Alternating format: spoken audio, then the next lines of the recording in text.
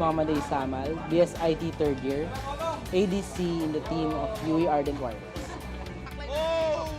Actually, pag naglalaro kami, tahimik lang kami lahat and then bigla na lang may sisigaw ng shot call and then bigla kami, mabilis kaming mag-react sa mga shot calls nila. My name is Henry Rida III. I'm a third year business management student. I'm playing the mid role at UE Ardent Warriors. Yung mga nakakalaban namin, mga highly skilled talaga. Unlike yung sa mga collegiate, syempre, hindi naman sila exposed masyado sa competitive scene namin. Yung mga highly na. Kaya tinutulungan ko sila para ma-maintain namin.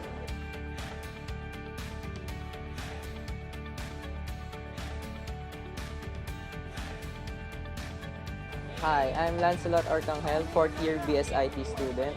I play as a support for UE Ardent Warriors. Well, right now, ang ganda ng communication, maganda yung teamwork, tsaka ang gaganda ng team plays. So, I can say that na mas nag-improve pa yung UE ngayon. There's the Soul Sackers na walang tinamani. So now, all in na dito, ang Ardent Warriors, Warrior pa, double kill!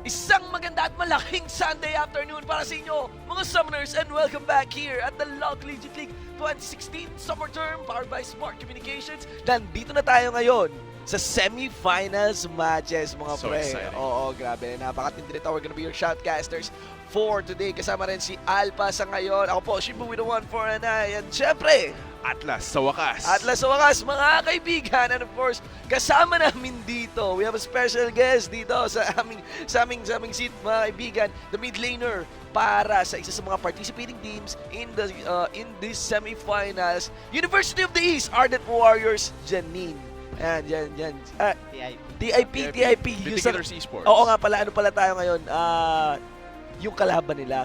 Yung Yep. angle kasi nila. O kasi, ayan, okay, you are very well aware of the University of the East Birken for the mid laner. And meron kasi siyang mensahe para sa inyo Jenny. So, maybe we could check on this video ano yung gusto sabihin ni Birken dito. At gusto namin malaman ano ang masasabi mo dito, Jenny. Let's see this video. I think I'm the best mid laner. Excited ako makatapat sa group stage ni PIP dyan. Kasi siya, malakas din siya assassin type. Yun. Ayun. Sabi daw ni Birken. He's got the double lift trash talk Yes, going. man.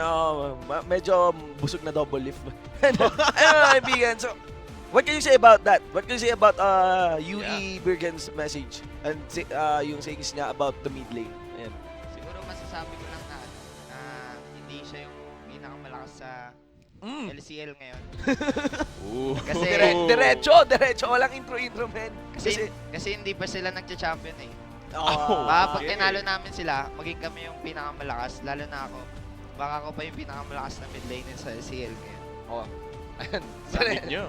That's how it's done, ladies and gentlemen. That's how it's done. Ang galing, syempre, mula kay DIP Janine from Vindicator Esports Club. So, pre, mukhang maglalaro ka pa doon. So, good luck with your games. Salamat Ayan, proceed ka na doon sa, doon sa game room, guys. Of course, yung mga players natin here at the semi-finals, Vindicator Esports Club of Technological Institute of the Philippines and, Ardent Warriors ng University of the East. Nandito sila ngayon sa office, playing it live, itong ating semi-finals. Hindi naman masyado malayo yung tinravel nila papunta dito. Oo But nga yeah, it's definitely an exciting semifinals. Napaka-anticlimactic mo naman. Well, oo nga. But yeah, it's definitely an Tatlong exciting sakay. scene for these two universities teams here because the semifinals has been a long road for them. They have the Actually, after qualifiers. pwede sila magpaluan. Kung may galit. Like pagkatapos ng game lalabas sila, oy! Yes. And guys, and you have to take note that the semi-final series between the teams playing here are best of 3 series. So Best of there's three gonna be series. up to 3 games if Yes. ever.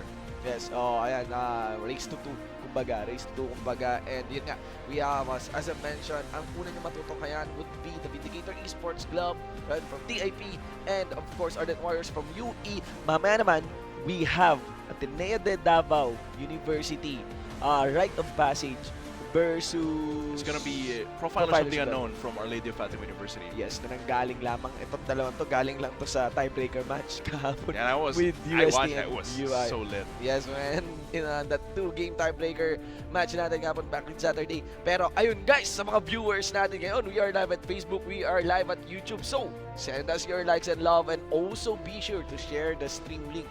And also be sure to share that, yung Facebook live natin. And yan, comment na rin kayo.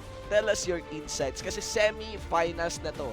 That simply put, that means that any of these two right now that we're playing, University of the East, TIP, any one of them could go to the finals. And the finals is going to be a big step, especially to it's because the LCL is one of the steps towards a PGS, which is the peak of skill in the Philippines, League of Legends. So it's definitely going to be one of the most lit series for this split here. Yes, of course, you're correct there, Atlas. And I would like to mention na hindi lang yung pati yung prize pool kasi natin dito sa LCL ay hindi biro. Winning team will take home a massive award of 50,000 pesos. Plus kasama pa doon is, 25,000 pesos yan, or range from 30,000 para sa school pa.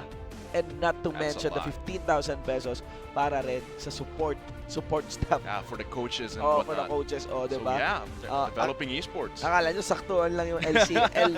meron pong prize para sa mga coach. Actually, on top of that, being able to qualify at the group stage already gain them awards na. May napanalunan na rin sila aside from RPs, aside from cash prize. So And mahirap grabe. din naman mga punta sa group stages. Yeah, man. It's definitely a test of skill. 48 teams. Yeah. 48 freaking Hunger 48 freaking Games. teams getting filtered down to 12 teams lamang. Medyo heavy kasi talaga ito. Anyway, your expectations into this game. I mean, understanding these two teams, TIP and UE. Yeah, considering it's a best of 3, right? I do think that Vindicators Esports can take this a bit easily. Maybe 2-1 at most, because looking at their support staff, it's very important to have a coach, and I feel like Iconic, that's their coach. I think that since he has a lot of more presence with the scene, with the esports scene, he has a lot of views that he can consider when doing the drafts for these teams. So I think that's important. Considering it is a best of 3, I think that information the information that they can get from their coach will help them through each of the matches in this best of 3. Yes, exactly. Actually, observing then observing the individual play, and the individual play combined then as how the team moves as a unit. So medyo magkaiba yon. Pero I like it more on UE's side. Ooh. Kasi may pagkaragtag yung delivery nila. Parang 7 Samurai lang na nagsama lang. May pagkaragtag yung delivery nila ng kanilang lanes plus yung team fights nila, yung mga skirmishes nila. Whereas ang problema naman dito is yung TIP dito, VEC dito. As you mentioned, there's the coaching staff, diba? There's this familiarity with the scene, and they go by the meta. They actually have on paper the better ranks, diba? Pagdating sa pating power rankings, Yeah, looking at it based the statistically, individual ranks, yes. Pero ayun din, when they play their composition, it's leaning more on the standard part, ganon. So, it can be a bit predictable. yeah, that's the harsh rule ng ating laro. Like when you go by the meta talaga, it's leaning more in your favor. But it's been a trend in the LCL that these teams that favor the off meta is the Yes new nga, meta. They perform surprisingly well, so I'm also looking forward to this. So far dito sa ating bansa. And guys, ayan na nga po. Again, simulan na natin to. Itong best of 3 series. Game 1, ladies and gentlemen, as we head on to the drafting phase. Guys, it's gonna be TIP, Vindicator Esports Club, versus UE's Ardent Warriors. So we were just looking forward and heading into the drafting phase. Pero ayun guys, please give us your predictions. Then give us the teams that you want to support. You could put in the hashtag UEWin or Hashtag TIP win, because Yes.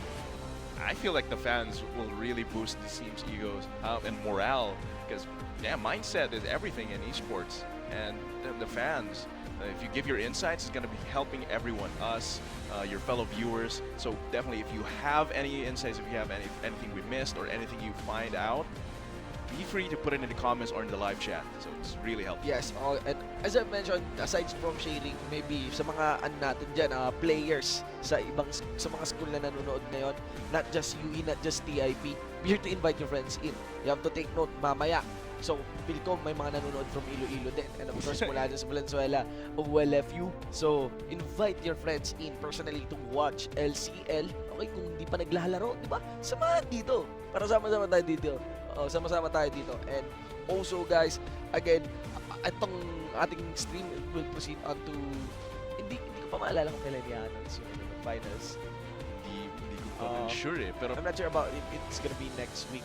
it adds to the To tense feeling. the tense The feeling. suspense is killing us. Yes, so I'd like to take this time to invite you to like the LOL Collegiate League Facebook fan page.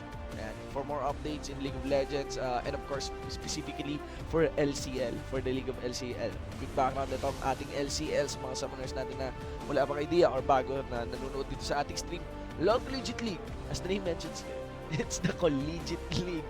Okay, it's a league that caters to the college level students. Yan, so that they have a representation pagdating sa kanilang mga school for their respective schools, and bring pride to their respective academy in the summoners. Yeah, of course.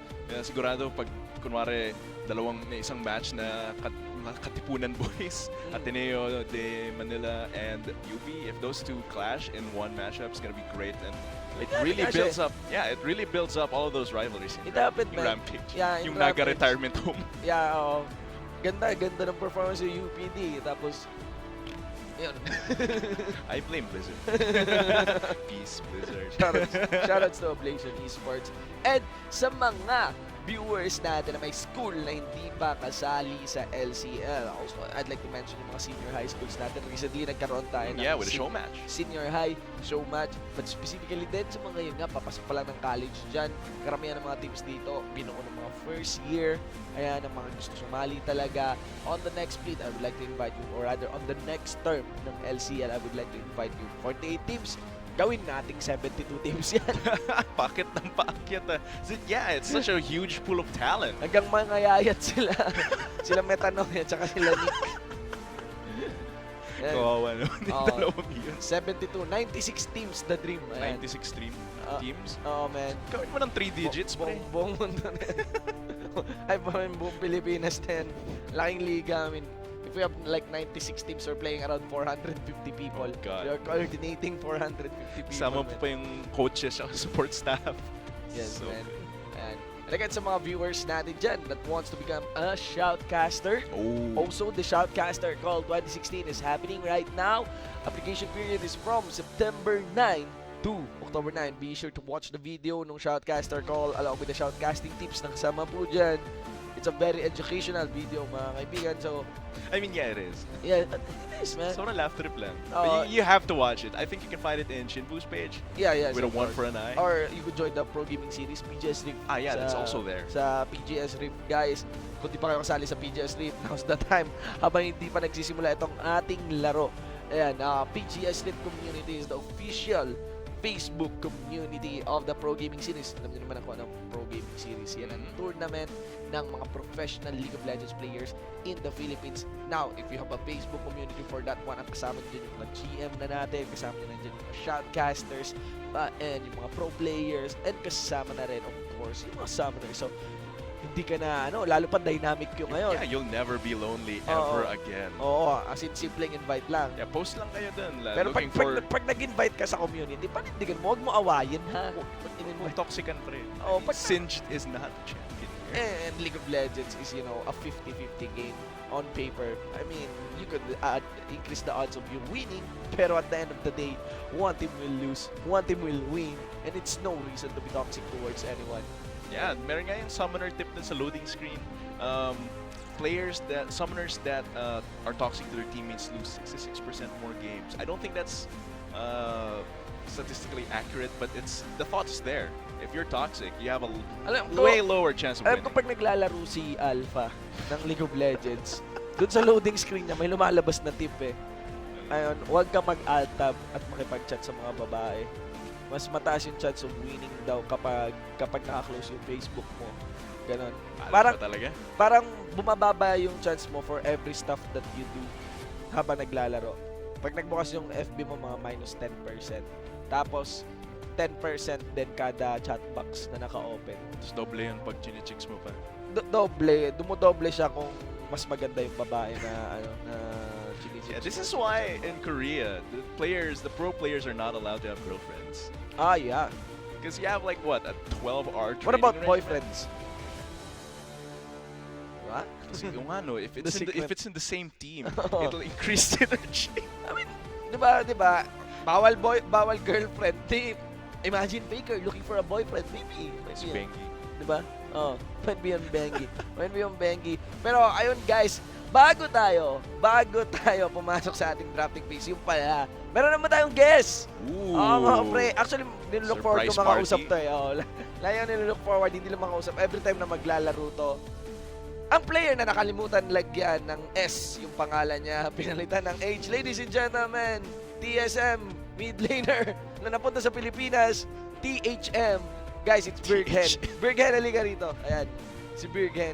Ayan, sa wakas makikita na natin si Birghen. The Vladimir OP regeneration. Ayan, nagta-transfusion, 600 health yung nare-regen. Ayan. So, Blood type nun. matindi. Universal recipient. Nakita mo ba yung reaction kanina ni TIP Janine nung sinabi mo daw ikaw yung mid laner? So, unahin muna natin. Bakit mo nasabing ikaw ang pinakamagaling na mid laner? Pre? Ano po? Kasi alam ko ako ang pinakamagaling na shout-outer sa Announcer, Pilipinas. pre. Oo, Announcer. ayan. So, ayan, kiniklaim ko yan.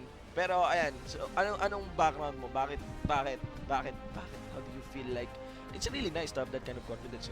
Ano po, kasi sa experience din po, bukod dun sa mga kasali po sa LCL na mid laners. Kasi po may experience din po ako sa competitive talaga. Yung Majestic Casual po kasi. Team po. Ah, yes. MC, man. Muna sa, I think, for Abig League. Yeah, Abig Abig League Cafe. yes. Yeah, I remember Huh. that. I'm actually thinking of a mid laner nga na pwedeng itapat kay Birken. Pero I really cannot think right now. So might be, like on a whim, if I'd say sino magaling na mid laner, I'd say you. Don't worry. Ang bahala. Pupunta ako dyan sa baba. Kahit hindi naglalarong League of Legends, sasabihin ko si Birken talaga for the mid. Birken Grabe naman. Midley. But of course, it's not me to decide. It's the Summoner's Rift. It's the Summoner's Rift to decide. So, ayun. Pero sabi ni Janine, ayun nga, siya daw yung mas magaling na mid Oh, laner. mas magaling daw siya sa'yo. So, ito yung tanong ko na lang. Entering this game, facing in the, we're gonna go in circles sa'yo. Sasabihin mo, ikaw magaling. Sasabihin ni Janine, ikaw magaling. Eh, di ako na lang yung magaling, di ba? So, ayan. So, if we're just going in circles, what do you look forward in this game? Facing specifically in the mid lane? Ano po, depende na lang po sa mga mechanics talaga. Mechanics. Laban So, ng Hindi na mas magaling sa Like, you're relying on mechanics. Apo. Yeah, Ganon. the raw Oo. skill will take you, so it's Oo. definitely gonna be a intense fight there. Yeah, so big shoutout sa cameraman natin. Medyo lagay-lagay natin sa mid lane. Yung tingin-tingin sa mid lane. What's about, what these two formidable players will show us and step up in this best of 3 or in this best of 3 series. So, and Brigan, maraming salamat. Thank Good you luck po. sa game mo, okay? Yan guys, ladies and gentlemen, University of the East Ardent Warriors, Brigan. Hanapin nyo siya sa Facebook. Add nyo, magpaturo kayo. Magpaturo kayo kung Turo kayo paano ng mid lane. mag-Vladimir. Yep. Yes. And I think guys, this is it. Hopefully guys. For the So, free game. let's go. Let's go for game 1. This is gonna be the drafting phase of University of the East Ardent Warriors versus TIP Vindicator Esports Club. Okay, so going into the bans immediately, you're going for the Graves, Talia, and the Vladimir. Of course, we already talked about how amazing Bjergen's I'm Vladimir expecting is. a Vladimir ban. Yeah, and the Talia, of course, it's not a very common pick worldwide, but knowing Ardent Warriors, UE, they've had this tendency to pick some strange picks, right? So I think it's a decent ban. They also have a history of using that. Yes. Yep. On the side of Ardent Warriors, though, it's definitely magic damage heavy for the bans. Your Rumble, top lane, block for the mid lane, and for the jungle will be Nidalee. So banning out a slew of roles here instead of just on one It's very player. interesting that Ardent Warriors is removing the LeBlanc, no? Like, so specifically, they don't want playing against a Against LeBlanc. LeBlanc. It's either Birken requesting to remove the LeBlanc, I mean, nilalaro yan ni Berghen. Mhm. Hindi siya yung first pick sa larong to. First pick natin ay nasa BEC, diba? So, maybe baka maging priority pick ng TIP. But the thing here is, there's also another part na baka din, hindi lang si Berghen yung ayaw ng LeBlanc. They don't want any assassins in the composition ng BEC. Yeah, I remember them talking about how both of them are actually really good assassins. Yes, how really good assassins. Pero, BEC is leaning more on a standard composition and usually kapag mid para sa mga standard compositions, ang pinipiling mid laner is the consistent damage. Yes. Hindi yung mga tulad ng assassins ni Bursts LeBlanc. Also, like these ardent warriors telling BEC to, yeah, go for the standard. We got something prepared. We'll see though. Maybe it's a smart move. Bait your opponents in Yes. with that ban. Looking at the picks load, immediately going for one of the queens of the jungle. Vindicators Esports is picking the priority Rek'Sai. And So even much with- pressure in the early game. Even with the nerf on her tunnels, it seems that Rek'Sai is still, dictating and owning this jungle up kasi may nakaabang sa kanyang nerf. So maybe this is the final stand ng jungler Maybe. dito ng VEC na gamitin na natin bago papalamputin itong ating Rek'Sai. The response for Ardent Warriors though is pretty mobile in the carry here. Just going for the Ezreal and another queen of the jungle, which is Elise. Napakaaga nga, nire-reveal ng ADC kaagad. Yeah, I think it might not be the best play to reveal your half of your bot lane already, because it's a lot of information just picking this Ezreal. Even though he is quite standard, he's very strong.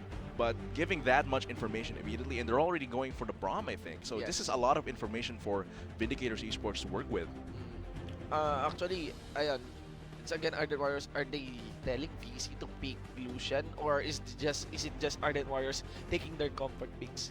Kasi alam natin yung matchup ng Ezreal tsaka Lucian. I mean, right now, the team that is lit right now are utility ADCs, di ba? You got Ashe, you Sivir, got Jinx. Ashe, Yes, you Jinx, could go yeah. for... Sivir has been nerfed down, pero maybe you might go for Twitch.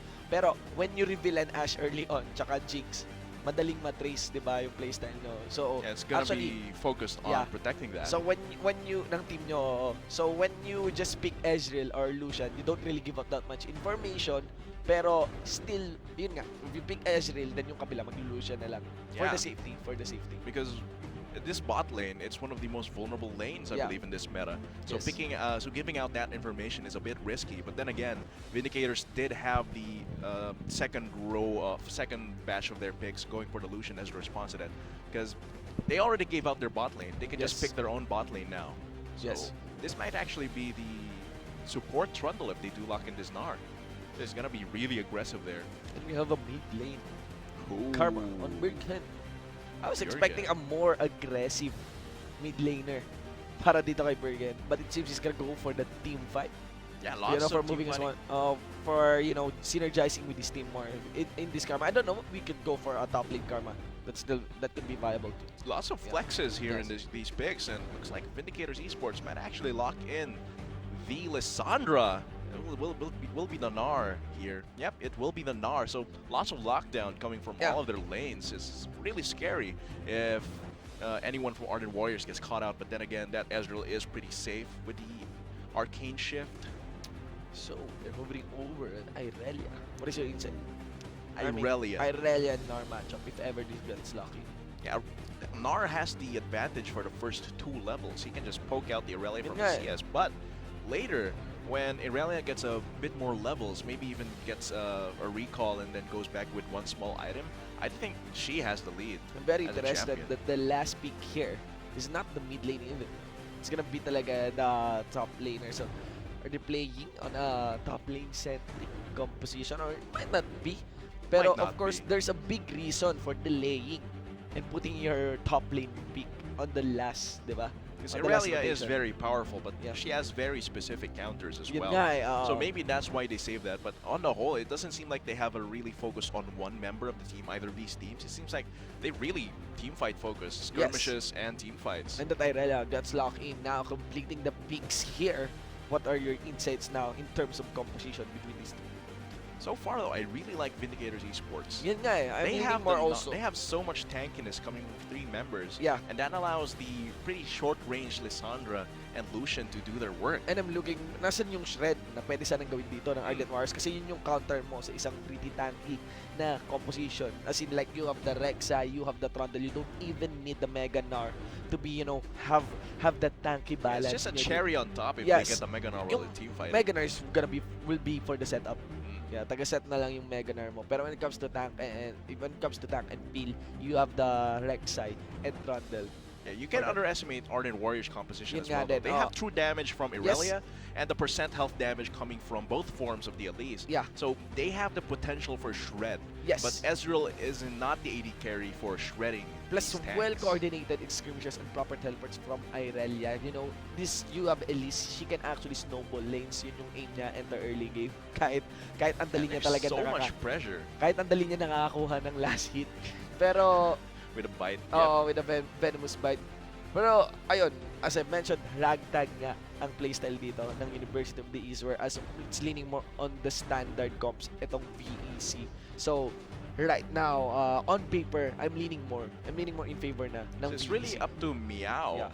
to put the pressure on para unahan niya. Yes, and ito, yung kanina dalawa nating na interview, we have the stats comparison here, and look at the KDA. Doon lang nagkakatalo sa KDA. It's gonna be Janine sitting on a 6.81 KDA, whereas Berghen 8.20 average KDA, diba? So, both are sitting on a 60%, around 60%, 60 to 64, 62% average kill participation, and both are also sitting on the CS. Interesting though that Janine has better CS compared to Berghen. If Bjerghen is always roaming Yeah. for the assassins, Yeah, and it would he be is. understandable. Yes, he is always roaming for the assassins. Ganoon naman talaga si Berghen. Except maybe when he is on a Vladimir.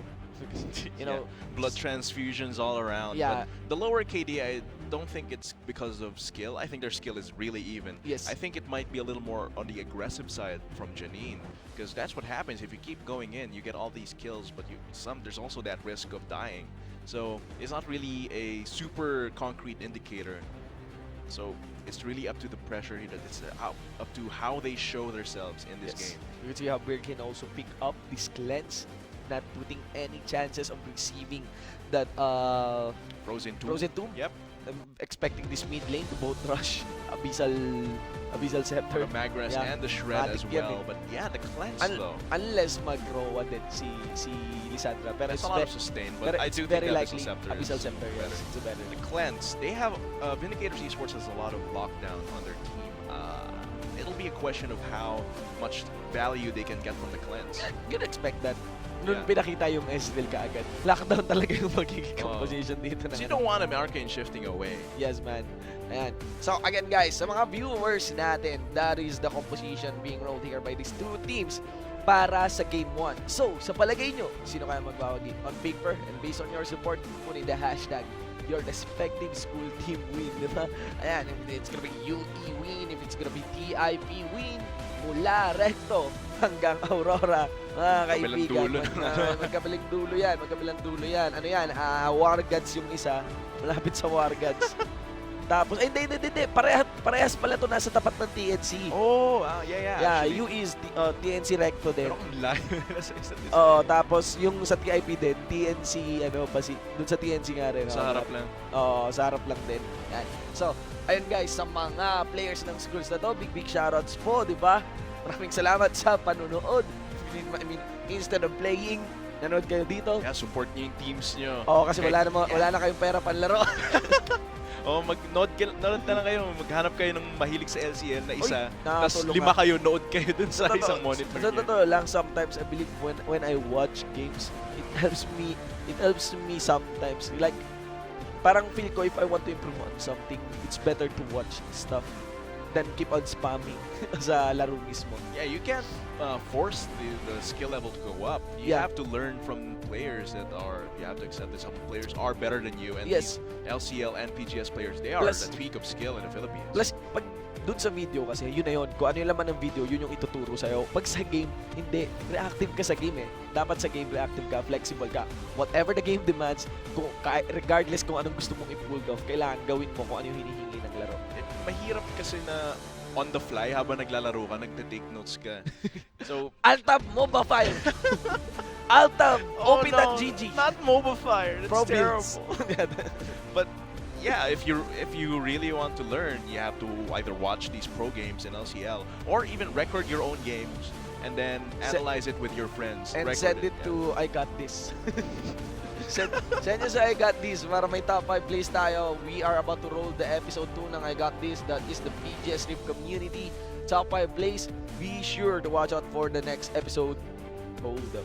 Hey. Are you ready for the next episode? Ayan, so para yan sa mga top 5 plays. So, feature po namin dyan yung mga best plays ng ating mga Filipino summoners. Of course, sali lang sa PGS Rift to know more details on that. So it's gotta be exciting to watch all those clips, but it's more exciting right now to wait for the game. Actually, excited talaga ako kagabi. Siguro mapapansin yung raspiness ng voice ko. And that is because of the drawing ceremony. Oh, na, the World Straw ceremony. Kaya hindi, so tilted. hindi ako nakatulog, man. Sobrang inspired namin kahapon maglaro. Did you see Group D? Magdamagan kami. Yeah, man! No! TSM Yeah. is gonna die. It's got Samsung Galaxy, it's got Snake Esports. What is happening? Ang iniisip ng mga tao, okay, little discussion tayo muna. Malayo sa LCL Worlds muna tayo. Ang iniisip ng mga tao, pag SKT, group of death na daw yan, ganyan. Hindi. Okay? Ganito kasi yung format niyan. 4 groups yan, 16 teams, 4 groups of 4, pero dun sa 4 groups of 4, dalawa ang magka-qualify. You would expect the teams, the likes of SK Telecom T1 na mag-perform sila as the top seed. It's a matter of getting the second seed. Hindi mo naman kailangan talunin yung SKT. Pero yung Group of Death, apat kayong malalakas dun. Ang group of death is kung 4 kayong malalakas. Hindi, ang group of death is not meron kayong kakamping sobrang lakas, kundi 4 kayong malalakas. Ganon ang group of death. At minsan ngayon kasi ang dami nating bagong teams around the world. We have the Splice, we have G2 making a scene here at Worlds, di ba? So, paano, gusto nyo ba kung paano malaman, kung gaano kadali malaman kung ano ang isang group na group of death? Yun ang group na walang wildcard seed. Okay? Yun ang group na walang wildcard seed or wala. I'm sorry to say, I'm not belittling the wildcard seed. I'm not belittling the Brazilian scene. Hey, Kaboom Esports knocked out a lot. Yeah, punta na Kaboom. Pero, ayun ang isang group of death. Kung gusto mo, para madali mong ma-determine, ang isang group na walang wildcard seed, tsaka Brazilian seed, yun ang group of death. Yeah, Kasi ang natitira na lang doon, yung mga malalakas talaga na region. Let's say it. Yes, comparatively, relatively, di ba? Group D, you have the China seed, you have a Korean seed, tapos TSM, and Splice, Europe. So strong. But Ganun it's exciting. Even the players, like, sabihin, oh no, we got seeded into Group D kung TSM fan ka, but like double if and the other players are like, I'm super excited. Alam ko guys, maraming TSM fan na nanonood ngayon. Pasensya na. TSM. CLG. Walang kabayas-bayas. Pero ayun guys, isigaw nyo yung mga teams nyo para sa Worlds. Be sure to watch out. The schedule has been rolled na rin para sa League of Legends World Championship. So, exciting stuff. Tapos na rin yung season, no? Oh man. Nakita mo yung rank borders, Summoner Icon rank borders. Bago gusto mo sumama sa amin maglaro. Good pa lang ako. Bago gusto mo sumama sa amin maglaro. Nakabalik ng Kayo flat. guys, kumusta ang rank nyo? Kumusta? Mga creative team na to. Nasa bronze. Okay, magalala. Alam nyo naman, at the very least, if you get gold, you get a lot, may reward pa rin Yeah, kayo. you have You get rewards. the victorious skin. Di pa ina-announce yung victorious skin. That's something we want to look forward, diba? Hindi pa na-announce. So might it's be super a- exciting. Wow. Like less than a Yeah. months. Siguro, I'm guessing ma-announce na yung victorious skin in less than a month. Kasi patatapos na talaga yung or during the Worlds month. Kasi after Worlds month, isang buwan na lang yan bago yung end of season. Which is November. I'm guessing, wala pang official announcement guys. Hindi to official announcement, pero last year, it's November 30, yung end of season natin. So Diba? around that end of time. November. So it would most likely be the same, be around that time. So, habol nyo na yung mga ranks nyo. And as long as hindi pa kayo napapermaban. Don't be toxic. Yeah, Hindi kayo no. permaban. I mean, before you hit that enter button, You know? Isip mo na. Oo, bago galit, bago galit. Oh, victorious skin. Ano? Victorious skin! Pipindutin mo na yung Backspace, enter button. backspace. Ano? Victorious skin, backspace na lang. So pag na-enter mo yan, hindi mo na yan mababalik. Kasi we all know, actually compared to North America, meron pa tayong grace period dito. I think that's around 2 months or 3 months bago ka maging ineligible na maka-receive ng rank rewards. Pero sa ibang bansa, throughout the season, Diretso eh. pag ikaw naka-receive ka ng penalty, kahit 7-day chat restrict lang, as in, napaka-stricto, sobrang harsh, wala ka na. Wala ka ng rank rewards. Ganun na yun. Sayang. So Oo. yeah, think before you chat. Yung mga dating nagkaroon dito sa Pilipinas, kung nagkaroon ka ng 7-day chat restriction, as far as I know, eligible ka pa na makakuha ng rank rewards. Pero within the 2 months span yata, bago matapos yung end of season natin, huwag ka na magpa-chat restrict kasi doon na siya papasok. Mapoproc yung cancellation. Kung hindi mo talaga mapigilan na mag-chat or magalit, just type mute all. Or Actually, gayahin mo ako, nagre-rage in real life. sa real life. Tao sa paligid mo. Yeah, there's a few guidelines. Actually, you have to remember. Oh like, man, ako. before you say something, is it good? Is it true? Will it benefit everyone in the team? Yes man, and at the end of the day, we have the EULA naman. I mean, kahit ano pang discussion natin on the EULA. Binasa nyo ba yan? And ako man, Chapter 5. Yes, it's actually Chapter 5 or Article 5, Section 5. Please read that one. Ayan. Yan ang Artikulo 1 para sa mga napapermaban. Yung I've TLDR, read the terms and agreement. yeah, TLDR, it basically means na may discretion. May discretion talaga yung mga publishers ng game para i-ban ka na kung ano yung nakikita nila toxic. So, nakadepende talaga sa kanila. So, of course, with this recurring, actually nabawasan na yun, na-observe ko lang. Wala na masyadong nagre-reklamo. I don't know, sa PGS Rift, siguro nanawa na. Yung mga taga PGS Rift, galit talaga sa toxic eh. Ganun eh. So Witch hunt. walang patawad eh. So, ayun, I think nabawasan na. Pero, ayun, so far kasi, wala pa talagang nakikita na false positive yung ating feedback system. So, Definitely guys, an effective system though. this shouldn't be even this shouldn't be even a very heavy topic right now because what we want to focus is, of course, Vindicator Oo. Esports versus Ardent Warriors. Ardent Warriors. Plus, in the game, just play the game. Just play the game. Just remove your emotions of it. The bad emotions might Be zen. Oo, Just keep moving forward. Oo. Kumbaga sa rally, yung may placard na, ano yan, wala kami ngayon dito kung di kami dumating. Diba? Zen level. Yeah, it's like a bowl is most useful when it is empty. Yeah, Mga diba? ganun siya. O kaya, bakit hindi sumisigaw ng Fred Lord si Trindamir? Alam mo bakit? Di ba si Garrett, sumisigaw siya ng Damasha! Pero bakit pag nag-i-spin si Trindamir, di siya sumisigaw ng Fred Lord? May isang matalinong taga PGS Rift na nagsabi, baka kasi ayaw niya. Zen level, man. O nga naman, ba't mo pipilitin si Trindamir? Diba? Baka kasi ayaw Walang niya. basagan ng trip. Ayaw niya eh. Kinaalala ko yan. So, sobrang bold sa mga taga PGS Rift. Nagkakatanungan, bakit nabablind ni Timo si Lee Sin? Di ba? Ganyan. Mga misteryo ng League of Legends. Pero, kung isipin mo, baka hindi kasi, ina-analyze na yung, yung blind dart. Oo. I think neurotoxin siya, hindi lang siya sa, yung senses talaga. Kasi kung nilisin, kung hearing, mga ganun. Kasi definitely hearing and feeling yung senses nyo. Parang si Toph sa Avatar. Okay. So baka yung senses na yun yung nadadal ng blind dart. An idea, paano nabulag si Lee Sin? Kasi, alam mo na retcon na yung summoners, di ba? They're no longer canon. Pero gusto niya dati maging summoner. Si Lee Sin? Sa Institute of War. Oo. So nagma-magic siya, wizard siya dati. Tapos nagka-aksidente na sobrang lala na namatay lahat ng daming inosente and he got blinded. It's like Doon sa tragedy na yun. Hindi na ako magiging summoner. Yung monkey na Paano siya nakalbo? may book naman siya. May book. May ponytail siya na mahaba. Actually, sobrang ang daft nung... Ang haba pala ng book na nirroll niya pa. dito. Nirroll niya pa nga dito eh. And I'm looking forward for Lee Sin cosplay na legit na katulad niyan. May actual kung Yeah. Yan ko nga lang na-realize eh.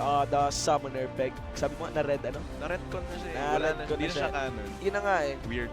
Riot Pero stuff. summoner pa rin naman yung tawag sa mga players natin, sa player base natin. I'm just looking at the idea na yung lore kasi hindi na leaning mo on the idea na merong kumokontrol dun sa champion. It's really on the story of the champions themselves. And I really like Kled. how this is done. Yes. So this Kled, kailangan ko pa i-memorize yung kanyang job title, yung General Commodore. Yung sobrang General habang Commodore, high awardee niya yun. something. Oo, high Admiral siguro ganun. Pero ang what I would like to emphasize is nung nakita ko yung art book ng League of Legends, pinakita doon yung story ni Miss Fortune. Oh, So, yeah. really With nice story. Gangplank and everyone else. Yes, and also yung isa pa with yung pinaka-curious talaga ako, the story between Jinx and Echo. Yeah, dati crush ni Echo si Jinx and Yan then yung click stuff. factor. Oh, yan yung click factor. Pero yung But dati, they pinaka-curious were in ako, the same group of Urshins. oo, yung pinaka-curious ako is, paano naging ganun si Jinx? Why did she become a crazy girl who loves making out with guns? Blowing things. Oo. Baka kung ano yung binanatan ni Jinx dun sa zone.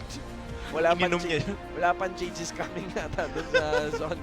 Ayun mga kaibigan. Kawawa naman si Echo tuloy. Kayo guys, na-inlove na ba kayo sa isang katulad ni Jinx? Ikaw na-inlove ka na ba sa isang katulad? Ay, yeah. Yeah. Yeah. Ba't nag-iyeka dyan? Inosente, Ayan. walang kinalaman din. Ayan, so shoutouts po sa mga summoners natin na umibig sa mga katulad ni Jinx. Ayan. Shinbu na to. Oo. Okay. Mamaya, makakarinig tayo ng maraming reklamo katulad yan kapag kasama na natin si Alpha. Oh. Alpha sa ngayon. And, okay. And again, guys, sa mga viewers natin dyan, we're just waiting out to load into the Rift. Pero once again, this is the LoL Collegiate League 2016 Summer Term Semi-Finals. Hindi matatapos ang laro to na wala tayong finalist. Best of 3 series po ito. Of course, ang nakaset para sa unang series natin would be, yung makikita yung laro ngayon, UE versus TIP. Whereas para sa mamaya, we have Our Ateneo Lady de of Davao. versus Our Lady of Fatima University. So, lahat nito powerhouses. I mean, syempre, nakaabot ng semifinals. Actually, dito sa apat na team na to, ang aking favorite na papasok, I'm leaning number 1 on Ateneo de Davao. Oh, For rite the of Mindanao. passage. I mean, I'm not basing on the skill level na dito. Because if it's a skill level, I'm leaning more na ang top team na pumapasok dito will be OLFU. Pero, Botu. pero kung sa preferences lang, Ateneo de Davao, then also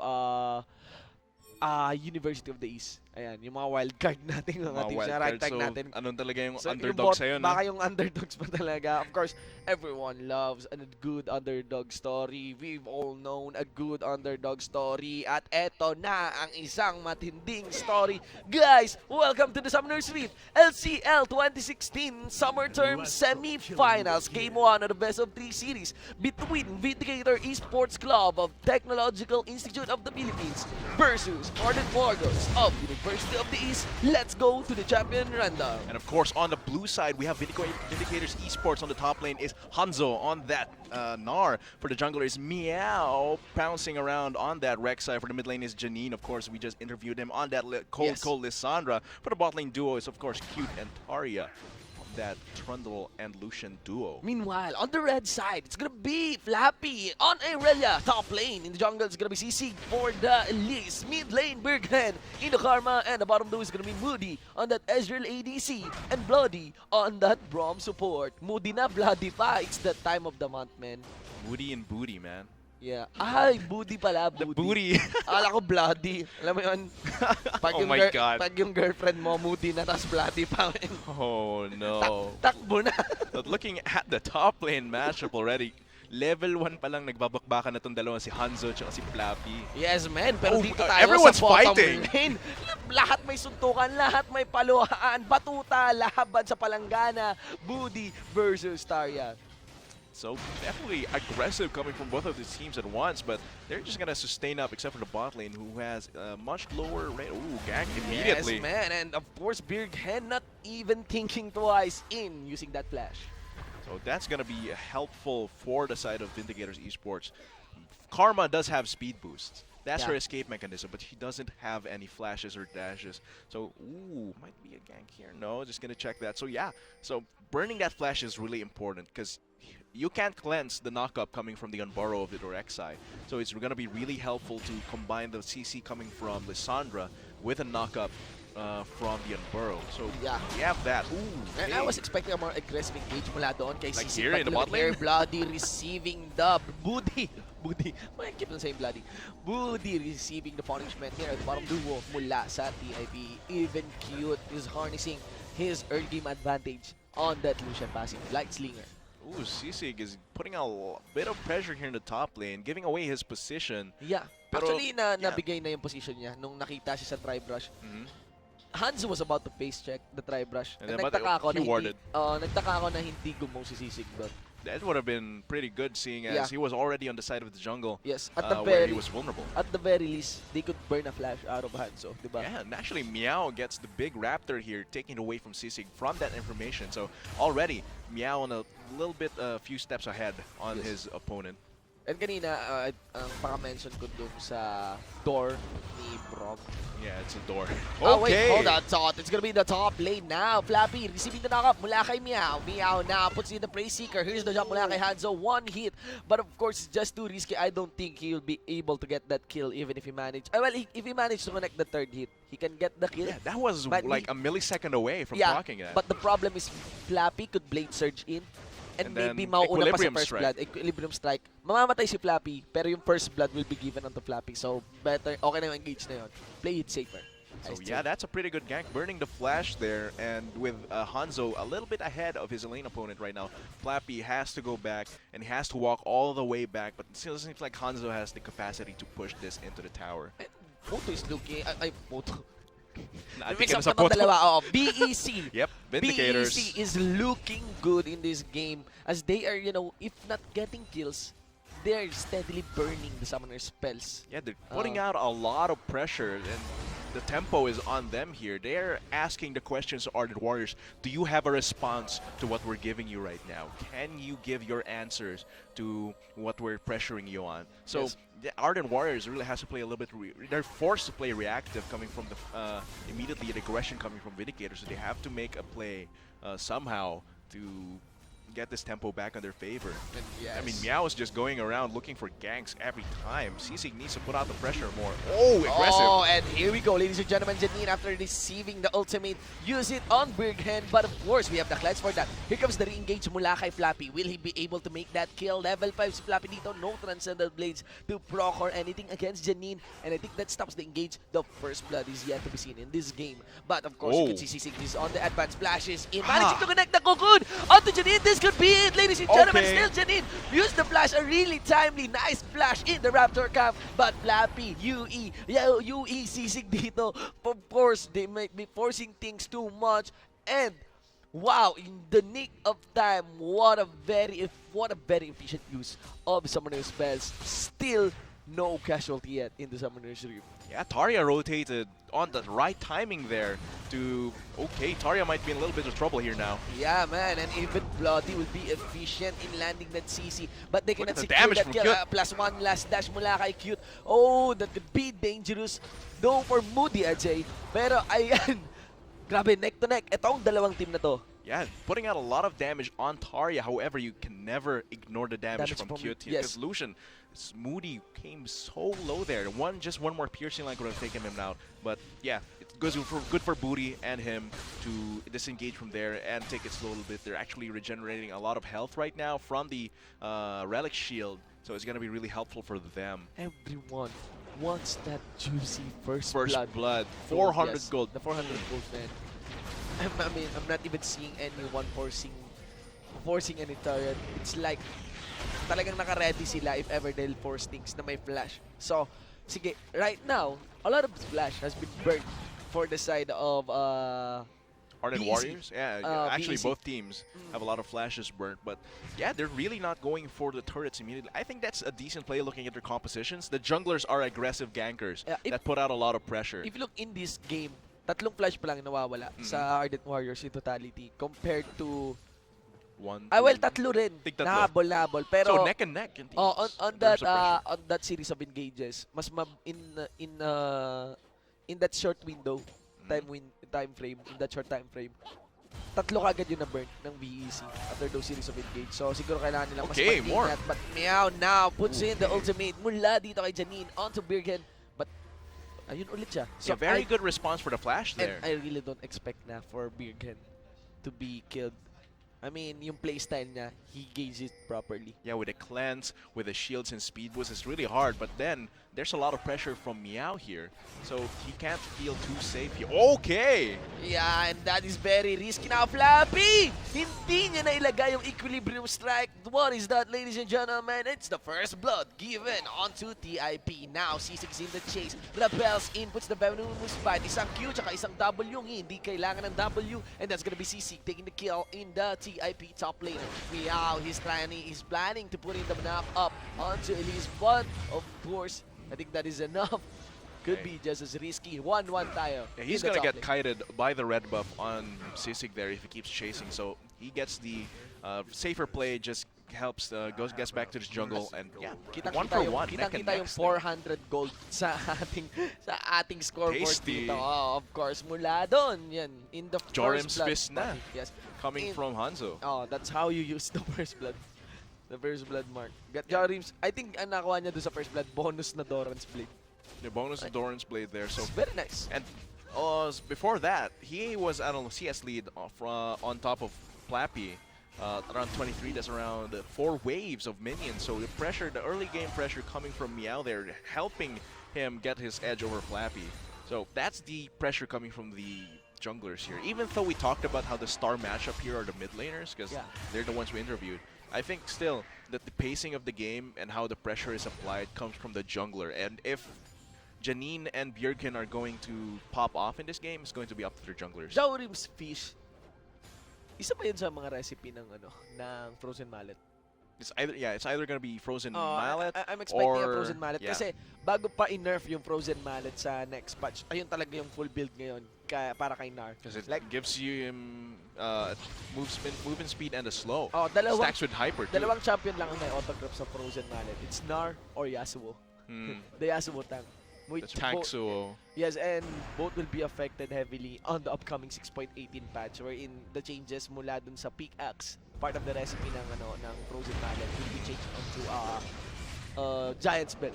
so it's more health but less offensive presence, but it's still gonna be a very good pickup for these tanks that want to slow the enemy down but don't have a consistent means to do it. Oh, kasi napaka-balance ng frozen mallet. But hold that thought, there's a teleport coming here in the bottom lane. Is there ending? Will that teleport be cancelled? And Has to be yes, cancelled. it has to be. You'll be leaving your lane. I know it's gonna be Janine's teleport though. So Yeah, it's might gonna be very Janine. risky. Pero ayun, going back dun sa discussion natin sa frozen mallet. Like frozen mallet is a very cost-efficient item. Yeah, you get so much stats and bonuses Yes, from man. Like yung stats saktuhan lang, pero yung quality ng stats, it. Yeah. yung uri ng stats na nakuha mo. Like, meron kang attack, okay, may offensive ka, in the form of attack. Okay. In the bottom lane now, it's gonna be the Glacial Fissure being cast here by Booty. Forced to flash out. Itong ating promo support now. Here comes Hanzo. Oh my god, that is a very heavy miss, Nar. And that's gonna be Moody punishing that Nar ultimate. Flappy dashes in. Blade Surge gets the kill onto Hanzo. At syempre, nawala na rin dito yung ADC ng BEC. Puts up the double kill as the support trundle will go down. Tapos sabayan na rin natin ng Bashin na ilalabas. A 3-for-1 exchange in a big favor of Ardent Warriors. That's so explosive for Ardent Warriors, because that was a huge miss coming from Hanzo, not getting any damage or stun On the from Nar. his ultimate, from Yeah. the Nar. So that just switches all the pressure back to Ardent Warriors. And look at Bjergsen here, just putting on this pressure back onto Janine. So that's huge for Ardent At Warriors. paka-teleport niya, nag-Nar kaagad siya na ultimate. Nag-Gnar. Yeah. Gnar ultimate. But it Pero, got flashed out. sana, tas nag-flash out, diba? Mm. Sana flash in, tsaka Gnar ultimate. Yep. So the huge loss here for Vindicator Esports, but the gold is back to normal. But looking at the distribution, however, look at this. Yeah. 2 kills on Elise and the Irelia, so they have the insurance of the early game from this slightly fed Elise. And then they have the timer for this hyper carry Irelia just went shorter. Yes, man. And here, dun sa discussion nga natin sa Frozen Mallet. Lots Like, of efficiency there. For the offensive, you have attack. For the defensive, you have the health. Tapos may utility ka pa. Yeah, in the utility form with of a slow. So, bilang na bilang lang yung mga item na ganun. You That get gives you the full trinity ng mga classification of stats. Ganun. Yeah, and you don't waste any stats on Nara there. Look at him just wailing on Plappy since he is behind like 4 waves and he does have the kill. But against this, Nar, it's so hard still for the Irelia. Yes, man, and you know, with Janine scouting in this top lane. He really wants to help Hanzo get back from and pressure the lead on top of Plappy. Yes, Begin would be wise though na to tell his Irelia na, of course, wala yung Lissandra. Irelia right now in this phase of the game without any Mercurial threads. Still very Next. vulnerable. Yeah, No with big the- items yet. Frozen Tomb. I mean, if he receives the Frozen Tomb, the full combo would be just as easy. Okay. And there you go. Birken won't or has his glance on cooldown. And that's gonna be a full engage coming in from the members dito ng TIP. Still the shield from Birken and the Trouble. resistances mula doon sa ating Holy Grail. Deans, ladies and gentlemen, puts up some magic resist plus an empowered shield on the Karma. So yeah, I think it's a response to the from the Roa coming from Janine, because now he doesn't have to build his own Abyssal Scepter. That's the magic resist shred gone. That's his own magic resist not there. So he has the freedom to go for the little bit defensive Athenes here. And we're expecting both of these mid laners to build a decent. Pero hindi. As in talagang let's go for the standard. Let's, think long term. Let's go for the resistances. And Mia will be gone here. Now Yu is gonna collapse onto this Janine. Janine has no ultimate, but Sisig is receiving the full damage of the toss mula kay Hanzo. Sabi nga ni Manjin, what can you do when Hulk Hogan comes at you? Yeah, brother. Yes, man. And Leonar, mga kaibigan, puts That's up. the 3 kills on that Nar. Yes, in exchange for 1. And that's a big win for TIP. Yeah, I was thinking that Yui now has the tempo if they win this fight, Yeah. but the Ignar was just wailing on them. That percent health damage plus the stats. Doesn't even have a lot of combat stats. He has 2 Doran's Blade and the Yun nga eh. Doran's Fist. Just relying on the attack speed and movement speed from the Hyper to keep him going in that fight, and it paid off. Doran's Blade for the win! Woo! Plus Okay. health, plus lifesteal. So good. So, we are now on the quarter hour ng ating laro. 15-minute mark, make that the 16-minute mark. And Flappy's gonna go all in onto Hanzo. Inaantay niya na baka manliit dito yung Leonar natin dito. But of course, may backup yon mula kay Sisig. Yeah, Sisig actually a bit there, going for the lane gank because he was expecting both of them to go all in. However, shows up in lane and actually gives his information away. But Cute and Taria not able to capitalize on that because they have recalled. So I guess that gave Sisig the signal to it's okay to show myself right now. But it's still information for Vindicators Esports So, that they by can use. the media, Mhm. negative images is the main criteria. What the- sabi mo still information. Anyway, in this game though, so that's Nar getting the ball rolling, diba? You So have to now he has consider- actually the frozen mallet But going. yeah, you still have to consider na Okay. the Nar ultimate kanina ay nag-miss. And Tarya though, true shot barrage, hindi ikakas dito ni Moody because it's on cooldown. And mukhang kanina, when they're focusing Tarya, they're losing it because Cute has a big amount of damage. But this time, it seems that University of the East Arden Warriors are winning the trade now in the bottom lane and might be able to even take out the turret. outer bottom lane turret. Yeah, because earlier Cute has the advantage because it was on even ground. But look at Sisig here. Well, very positioning. If Cute gets greedy and keeps trying, then actually that's a lot of damage coming from the 2-shot Yeah. barrage. So you see, if he still stays, doesn't look like he is though. It'll be so bad At for Vindicators nakailang Esports. frozen tomb na nilalagay kay Birken.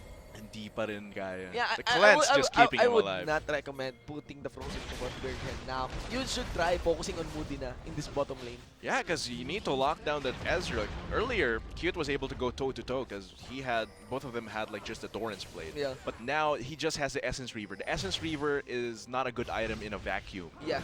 But on the other hand, Moody has the Has the Sheen Sheen. and the Manamune. Yes, man. So, talaga when it comes to trade-offs, malaki yung lead ngayon dito ni Moody in this iteration of in this first rotation ng ating mga items. Yeah. As compared The to power Lulu. spike came for Moody Yeah. way earlier, but That's huge. Mangailangan pa si Lucian dito ng Yunmus Ghostblade. Interested nga ako na nag-versus Reaver Cleaver. first. Okay yung Essence, okay lang. Acceptable pa. Pero yung Oh, Zerker's Greaves. nag-Zerker's Greaves Yeah, na agad. that's a strange item. I'm It's looking for Caulfield's Hammer na lang muna, di ba? for the CDR as well as damage. Damage. But that's a huge swing for Ardent Warriors again. While Hanzo gets a triple kill on the top lane. May dagger pa nga, oh. Yeah, so attack speed. So a bit strange. Anong item? So it could be going straight for the attack speed item with Or a Blade crit. of the Ruined King? I think it'll be the one of the electric powered attack items to go with the Essence Reaver for the CDR with a crit. Yeah, for the crit na. So, might be crit build Lucian tayo dito. Yeah, so very likely, it would work well talaga, Essence Reaver. Pero in a vacuum nga, as you mentioned, right now, kung first item yung Essence Reaver, medyo It's not hirap. gonna work for you Yeah. very well against this against the Sheen Manamune Ezreal. And looking at that, they get the turret. Plus Ardent Warriors get the turret bot lane. That's the bonus first blood gold. And the Mountain Drake. So that's going to be huge for them later in the game. Yes, and here you go. We Okay. have Hanzo puts the Gnar onto Flappy, but that is, of course, the Irelia going down. Puts Hanzo on the killing spree now. Budi, though, is trying to mitigate the damage na galing mula sa 4-man stack dito sa top lane ng BEC. Will they be able to take this top lane? Another turret Birken will join the party, and you could see that the ultimate is on cooldown mula kay Janine. Is gonna flash in, not being able to put the Ring of Frost in the side. Nandun din si Janine. Puts the kun on to Tarya. Tarya will get punished. Tarya will get embraced ng membro dito ng Ardent Warriors. Here comes the engage mula sa Ardent Warriors. Removing Janine first, and on the advance papunta kay Meow. Is gonna tunnel out. Of course, lands the CC mula doon sa concussive blows, and Meow will go down. That is 3 kills in the hands of University of the East. Ardent That's Warriors. so not worth it. I thought it was a great decision at first because they got the kill and they were pressuring the top turret, but they got greedy for booty. They wanted that booty. Yeah, However, they got punished so hard. Who will say no to a booty, man? Yeah, low health booty. Yes, It's just it's too hard to resist. But then, because I thought they really had that. If they had just kept the pressures and going greedy, Cute would have all that free farm and the turret in the mid lane. Of course, they still get the turret and the free farm, but Plus- they lost 2 members. Plus 3 Tarya's members. questionable position. Yeah, that was so questionable coming from Tarya. Sayang kasi Trundle pa naman to, you would want that scaling late game eh. Yeah. Magiging malaking problema ang isang Trundle even if support kung pasok ng late game. So wag ka lang magpapabayan, wag ka mamimigay ng kills kasi may pagka-snowball itong composition ng Ardent Warriors. Yeah, and now with the Trinity Force onto Flappy, it's gonna be hard for Hanzo to bully him in the lane now. He has that damage, he has the move speed. If he gets more support from Sisig, that might be enough for Hanzo to go back to just being toe-to-toe to Flappy. Yes, this is 4-2-4 with the Rylai's Crystal Scepter completed. I'm So much interested though. damage. Interested though, mobility boots ang kinuha dito ni Elise. So, I would want to... Yeah, the swiftness boots. He Yes, really wants yeah, to... sorry. Yeah, swiftness boots instead of mobility. Because if Stickiness. yeah, stickiness, I believe. Because Uh, if he wants to roam, he'll go for the mobility boost. But Yes. laning phase is already over, so he's going for the stickiness, I believe. Yeah, so like if you land the cocoon, then puts up the full combo mula dun sa Neurotoxin, papuntang Venomous Bite, plus the Skittering He Frenzy. can keep chasing you. Yeah, after that. you could just keep on biting with the Skittering Frenzy kasama itong Boots of Swiftness. Kasi usually ang build ko kay Elise is Short Shoes.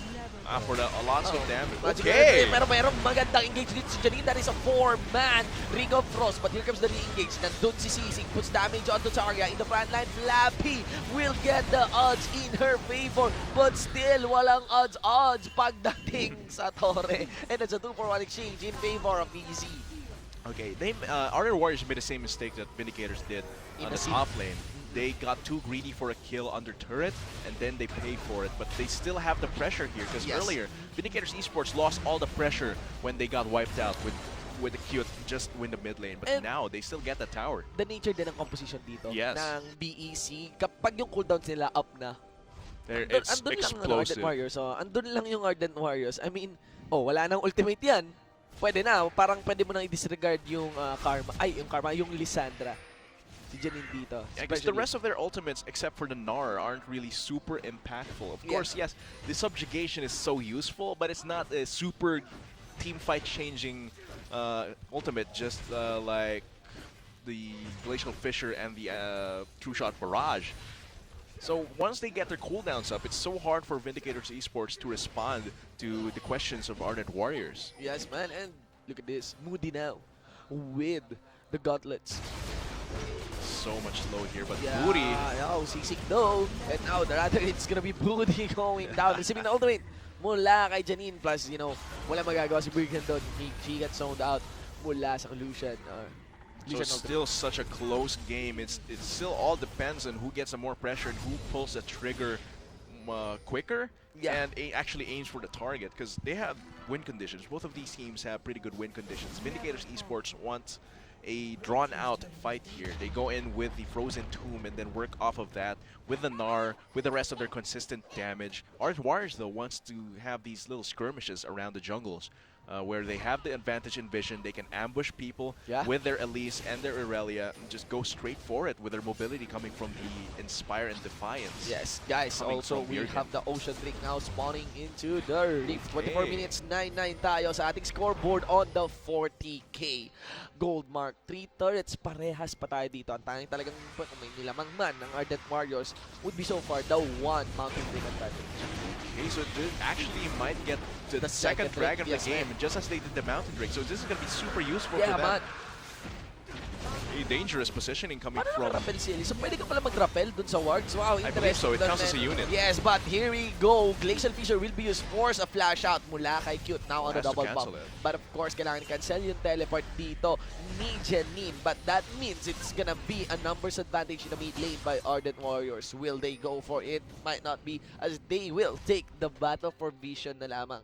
On this get a little bit of vision, get your items after that fight and that dragon. Yeah. So it's going to be a huge boost for them. Even though the gold is behind, they get so much utility from the 2 dragons they have. Actually, there was this long tweet-long post about dragons from one of the coaches, I believe, in other regions, and how actually Ocean Drake is better than Infernal Drake in a lot of situations. Because Infernal Drake is, if you want to really fight.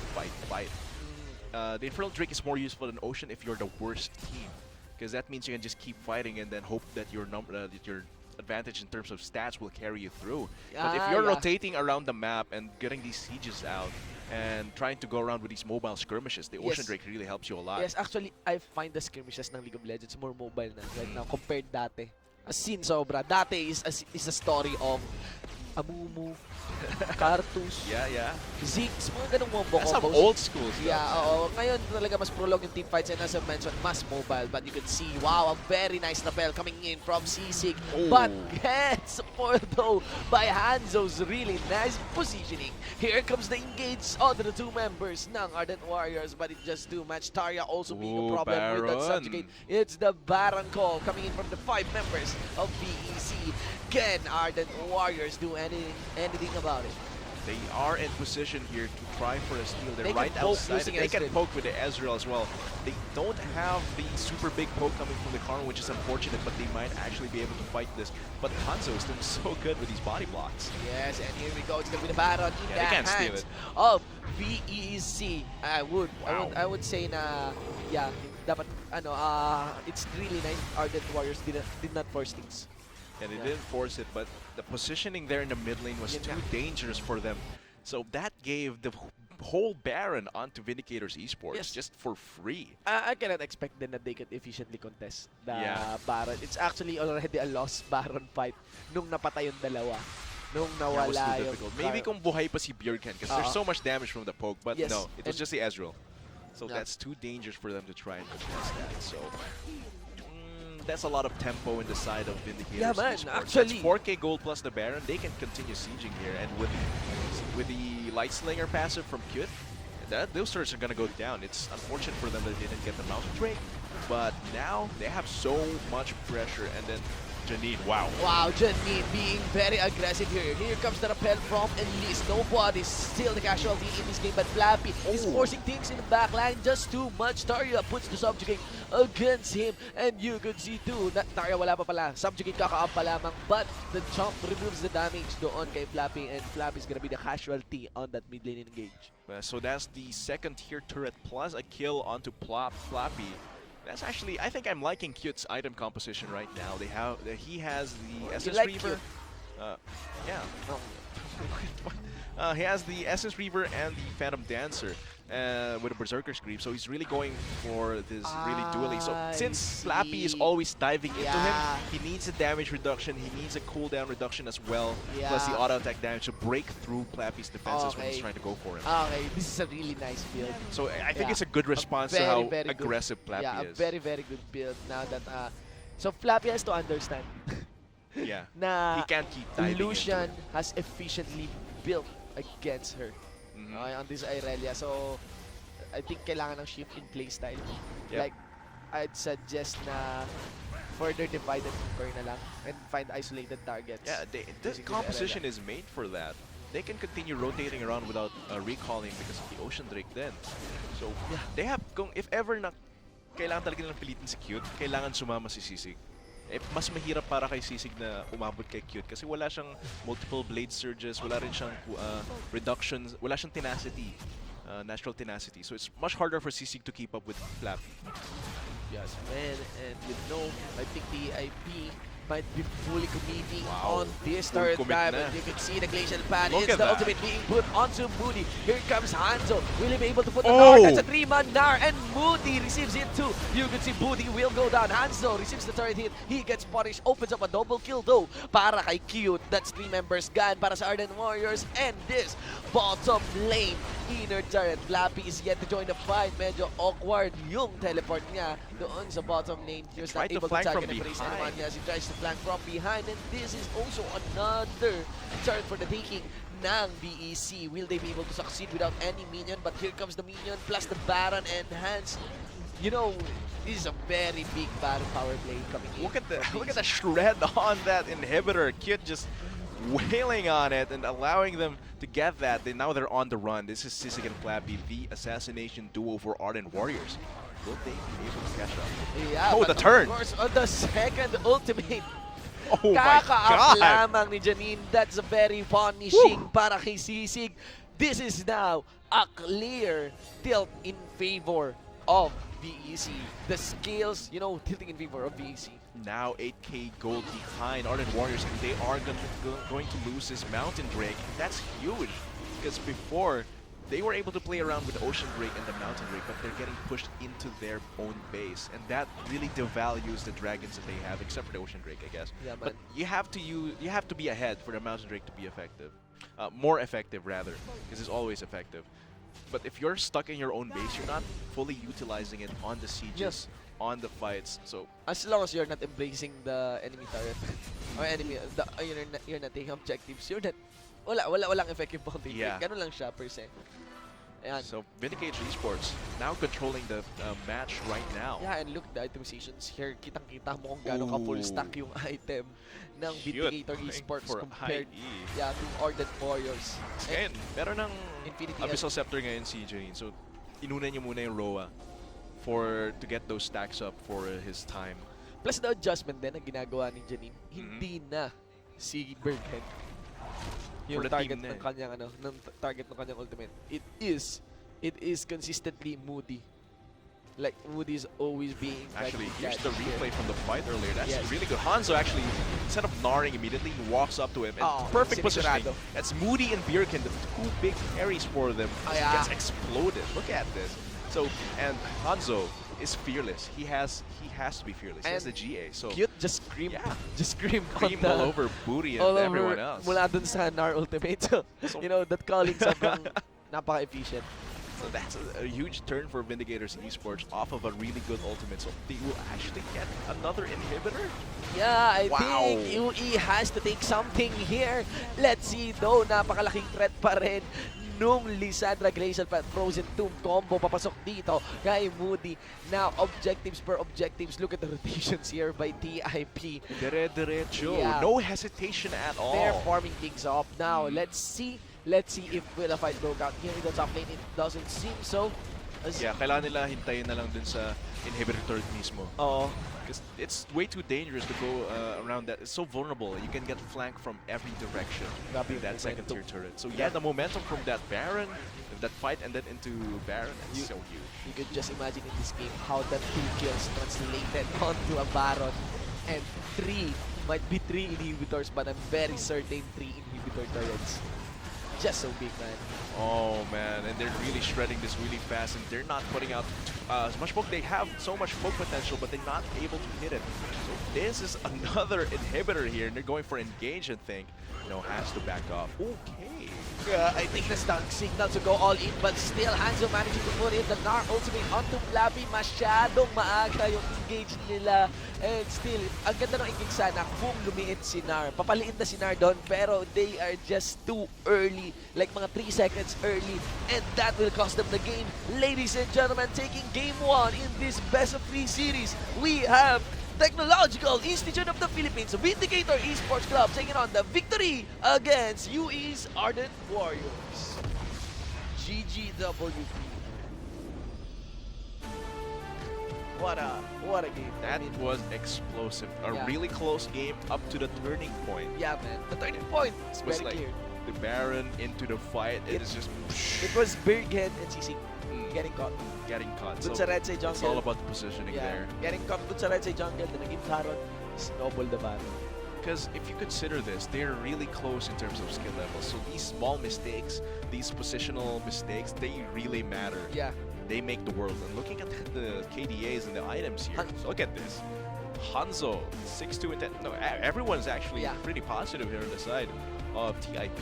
I mean, tuloy-tuloy yung snowball nila, yung mga early deaths nila na padalawa-dalawa pa isa-isa. That's the mid-game phase where things are just toe-to-toe against Ardent Warriors.